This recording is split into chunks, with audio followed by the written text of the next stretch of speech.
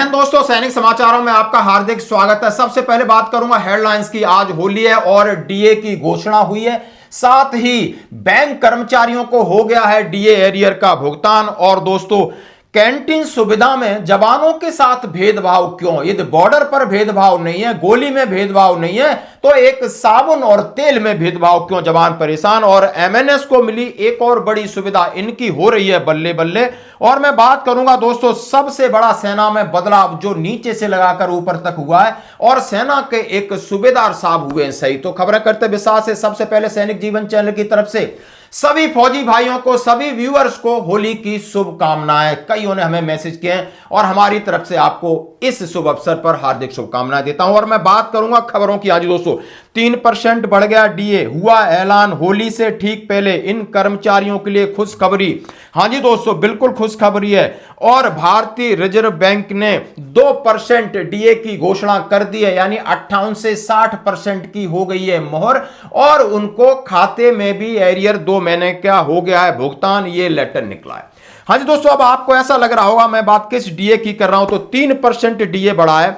और ये कल मध्य प्रदेश में राज्य सरकार ने होली के उपलक्ष्य में अब घोषणा कर दी है। यानी एक राज्य सरकार अपने राज्य कर्मचारियों के लिए घोषणा कर सकती है, लेकिन केंद्र सरकार का एक हिस्सा जो भारतीय रिजर्व बैंक है, उन्होंने घोषणा करके नोटिफिकेशन भी निकाल दिया है। और उन्होंने सीधा मोहर लगाई है कि आपका जो डीए 58 था वो 60 हो गया, यानी 2% की बढ़ोतरी। यानी 2% की बढ़ोतरी का ऐलान तो हो चुका है, लेकिन आखिर हमारा क्या कसूर है? क्या हमारी होली नहीं है? केंद्रीय कर्मचारी हैं, पैरामिलिट्री फोर्सेस हैं, डिफेंस फोर्सेस हैं, उनके लिए अब एक और कैबिनेट बैठक का इंतजार करना पड़ेगा। ये थोड़ा सा समस्या। यानी राज्य सरकार के सभी शासकीय कर्मचारियों को अप्रैल 2026 के वेतन में 3% की डीए बढ़ोतरी होकर आएगी। और इनका डीए, यानी राज्य का डीए 58 पर पहुंच गया है और इनको एरियर मिलेगा। और ये मध्य प्रदेश और ये महाराष्ट्र और इस तरीके के जितने स्टेट हैं, उन्होंने इसकी घोषणा कर दी है। केरल, सबने घोषणा कर दी है, लेकिन हमारी केंद्र सरकार अभी और इंतजार कर रही है, जैसा कि आपके साथ मैंने हेडिंग शेयर की। अब मैं बात करूंगा, हाँ जी दोस्तों, बात पैसे की किया जाऊंगा तो बात करूंगा मार्केट वुल्फ ऐप की।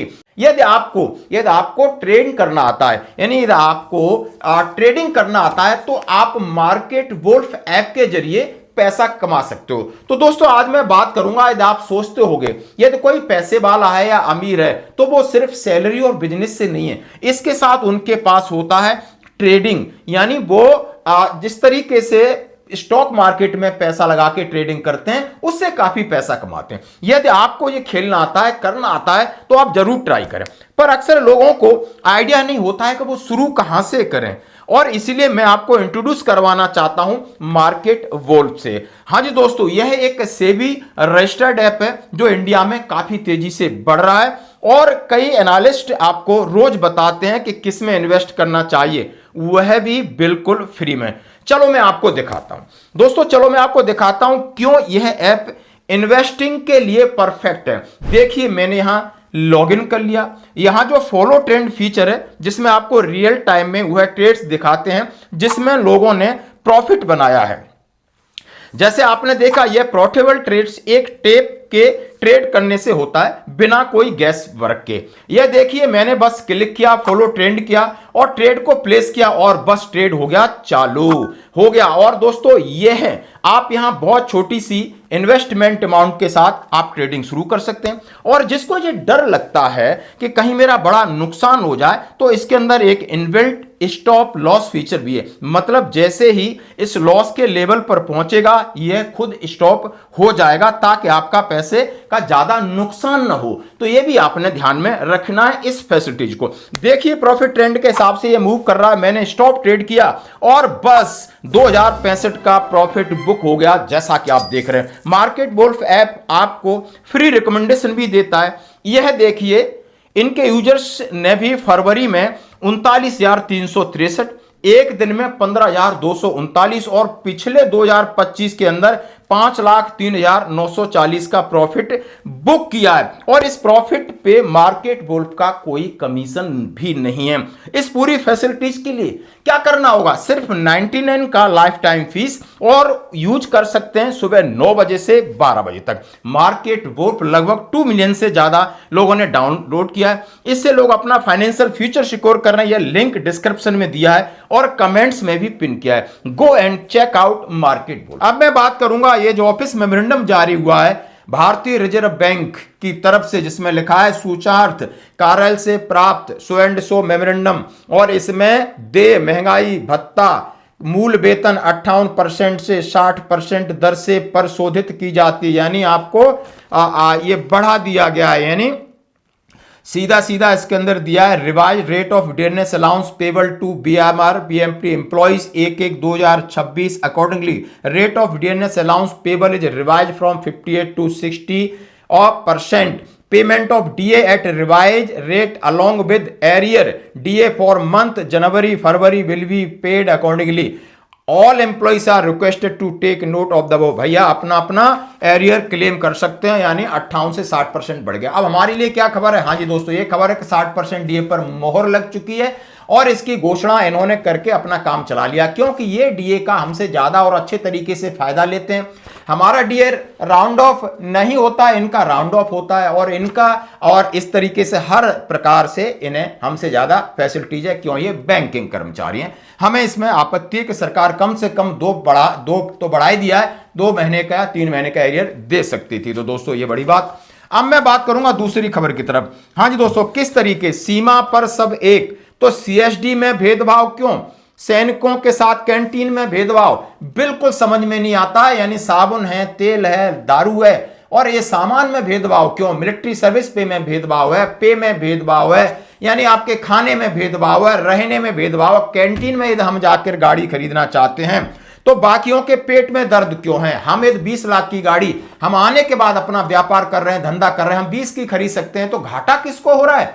कौन सा घाटा हो रहा है? इसके लिए आपने हमारी लिमिट कम करके रखी, हमारे को गाड़ी ऑथराइज कम करके रखी। यहां सामान कर सकते हो, जिसका पॉकेट अलाउ करती है उसको उस तरीके के खरीदने दीजिए। सीमा पर क्यों नहीं भेदभाव करते? वहां पर सामने गोली आती है, वहां पर क्यों भेदभाव नहीं करते? जिसको ज्यादा तनख्वाह मिलती हो, ज्यादा शक्तिशाली होना चाहिए, ज्यादा पढ़ा लिखा है तो उसके पास ज्यादा पावर सिर्फ कलम की है, तनख्वाह की, वो सही है, लेकिन ये नीचा मत दिखाओ। उन्होंने कहा है, जरा सुनिए।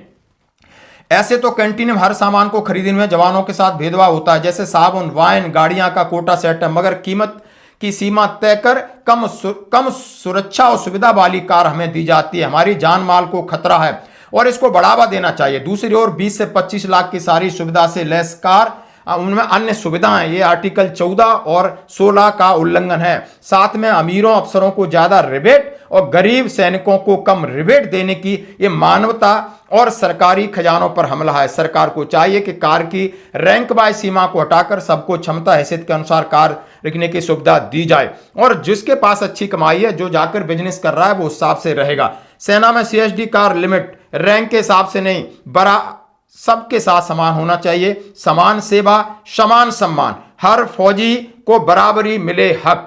यानी बहुत अच्छी बात कही, जैसा हम सभी जानते हैं। यानी जेसीओ किसी को 8 लाख है तो किसी को 20 लाख है, तो इसके ऊपर भी यानी विरोध जताया। तो आपका क्या है इसमें कमेंट्स, आप अपना जरूर कमेंट। अब मैं बात करूंगा, सबसे ज्यादा सेना के अंदर बल्ले बल्ले है मिलिट्री नर्सिंग सर्विस वालों को। इनके लिए बहुत जल्दी लेटर निकल गया है, 25 फरवरी का केंद्रीय सैनिक बोर्ड ने निकाल दिया है और इनका इंप्लीमेंट हरकत जारी हो गई है। आप देख सकते हो, निम्नलिखित का संदर्भ भारत सरकार राजपत्र अधिसूचना 9 फरवरी 2026 को निकली है, इंप्लीमेंट हो गया है। सभी जिला सैनिक कल्याण ऑफिस राज सैनिक को आदेश दिया गया है कि जो मिलिट्री नर्सिंग से रिटायर्ड होती हैं महिलाएं, उन्हें एक्स सर्विसमैन का दर्जा मिलेगा, उन्हें एक्स सर्विसमैन आई कार्ड मिलेगा, एक्स सर्विसमैन की सुविधा मिलेगी, जॉब में उन्हें रिजर्वेशन मिलेगा। ये पूरा पत्र आप दे सकते हो कि यानी आरएसपी जेएसपी को संशोधित नियमों में दी गई संशोधित परिभाषा का अनुपालन करना होगा। पूर्व सैनिक केंद्रीय सिविल सेवाओं पदों पर पुनः रोजगार और उनका आरक्षण मिलेगा। मानदंडों को पूरा करने का दिन सेवानिवृत्त एमएनएस कर्मियों को एक्स सर्विसमैन के रूप में पंजीकरण शुरू करना होगा, यानी उनका रजिस्ट्रेशन शुरू हो गया है। जाइए जो एक्स सर्विसमैन है अपने जिला सैनिक बोर्ड में अपना अपना रजिस्ट्रेशन कराइए और एक फौजी की तरह आपको पूरी नौकरी उसमें सुविधा मिलेगी। अब मैं बात करूंगा सेना में बदलाव की बात। 500 सैनिक सिर्फ 12 घंटे में हमले को तैयार होगी सेना आईबीजी। हाँ जी दोस्तों, आपने नीचे बटालियन को सुना, बटालियन के अंदर आपने सेक्शन तक का देखा होगा। बटालियन से ब्रिगेड की तरफ जाओ, ब्रिगेड से आप डिव की तरफ जाओ, तो सारे बदलाव हो रहे हैं। नीचे से बदलाव आपने सुना होगा, भैरव बटालियन का नाम सुना होगा आपने। उसके बाद आपने रुद्र ब्रिगेड का नाम सुना होगा। अभी डिव की जगह आपने आईबीजी यानी इंटीग्रेटेड बैटल ग्रुप, जिसमें 5000 सैनिक होंगे, यानी एक डिव को रिटायलेट करने के लिए 2 दिन का समय लगता था, अभी आपको 12 घंटे में आपने तैयारी करनी है दोस्तों। इसीलिए पूरी तैयारी आप देखिए, यानी आईबीजी के गठन से ऊंचे इलाकों में सेना की मारक क्षमता में इजाफा होगा। युद्धक समूह 12 घंटे के भीतर सटीक हमले को अंजाम देंगे। मौजूदा समय में सेना के एक डिवीजन को हमला करने के लिए 2 दिन का समय लगता है। चीन सीमा पर तैनात माउंटेन स्ट्राइक कोर को तोड़कर सबसे पहले आईबीजी में बदला गया, यानी आईबीजी अब एक प्रारूप है और इसमें इफेक्टिव लोग रहेंगे और जल्दी रिटायलेट कर सकें, यानी इंटीग्रेटेड बैटल ग्रुप। सेना के सूत्रों ने कहा है सरकार की हरी झंडी मिल गई है, आईबीजी के गठन की प्रक्रिया शुरू हो गई है। 2 सालों में माउंटेन कोर को आईबीजी में बदल दिया जाएगा। भारतीय सेना एकीकरण तैयारी में जुटी है। उन्होंने कहा थिएटराइजेशन की बात की है। भैरव बटालियन, रुद्र ब्रिगेड, अब आईबीजी का निर्माण एकीकरण की प्रक्रिया है और यह सेना के भीतर तीनों सेनाओं का एकीकरण होगा। आप देख सकते हो इसके अंदर आईबीजी में इन्फेंट्री होगी और तोप दस्ते होंगे, आरटी होगी, आर्मर्ड होगा, इंजीनियर्स होगा, सिग्नल होगा, एडी होगी, सबकी हिस्सेदारी होगी। और जब थिएटर कमान बनेगी तो इसके पास एयरफोर्स की ताकत होगी। आप देख सकते हो कितनी अच्छी पहल है। आप नीचे से आप सेक्शन से जाइए या आप कंपनी से अपनी जाइए, कंपनी से बटालियन में जाइए, ड्रोन सारे चीज आ रहे हैं, नए नए इक्विपमेंट आ रहे हैं। जो जरूरत है आप देख रहे हो कि आज देश में क्या हो रहा है। अब मैं बात अंत में करता हूं सेना के सूबेदार साहब शहीद। आप देख सकते हो ये सूबेदार मुकेश सिंह भदौरिया हैं और ये 28 राजपूत के हैं और गंगानगर में इनकी यूनिट थी और ये सवेरे पीटी के दौरान इन्हें हार्ट अटैक हो जाता है, इनकी शहीद हो जाते हैं और इनका पार्थिव शरीर जिला मुरैना के पास इनका गांव, वहां पर इनकी अंत्येष्टि हुई। तो अपने चैनल की तरफ से मैं इस वीर सपूत को सलूट, यानी पेंशन आ रहे थे, तो पेंशन आने से पहले या वो आते हैं लेकिन उनका शरीर आता है, इसलिए कहा गया है कि फौजियों से जब पूछा जाए कि आप पेंशन आए तो क्या लाए, कि बस मैं जिंदा आ गया यही बहुत है। और इनका दुर्भाग्य था, आप देख सकते हो कि इनके 2-3 महीने बाकी थे और इनका पार्थिव शरीर आया। तो दोस्तों आज की खबरों में इतना ही, बने रही हमारे साथ, धन्यवाद। अब मैं बात करूंगा मार्केट वोल्फ ऐप का 2 मिलियन से ज्यादा डाउनलोड ऑलरेडी हो चुके हैं। लिंक में कमेंट्स में पिन किया है, बस क्लिक करें और डाउनलोड करें और जरूर आजमाएं। धन्यवाद।